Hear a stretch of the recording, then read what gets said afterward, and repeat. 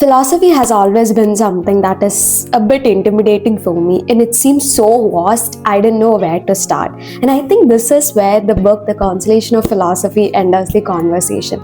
It's written by Alain de Botton, and it's so beautifully structured, it's in very simple language, and it even has pictures, so you don't ever feel bored, and more than that, you don't feel stupid for not knowing enough. The book is divided into 6 chapters of unpopularity, inadequacy, not having enough money, frustrations, broken heart, and then what is the final one? Difficulties. So, and what he does is through each of these problems that we face as humans, so for example, unpopularity, not feeling enough popular within your social group, or it's just the idea of not being accepted by other people.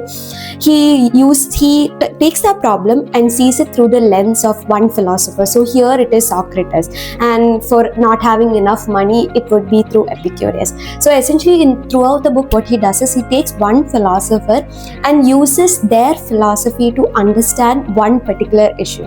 And I think the best thing about this book is, usually when we talk about philosophy in the day-to-day setting, there is this idea of an intellectual divide between people. But the goal of philosophy has always been to help us understand the very complex feelings and tribulations we feel as humans, the very messiness of being a human. So I think this book captures it really well. Since it's written in such a simple language, it never makes us feel stupid for not knowing enough.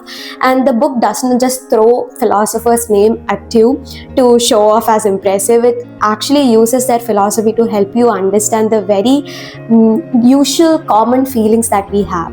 So if you want to just tiptoe into philosophy and to learn more about it, I would definitely recommend this book. Give it a go.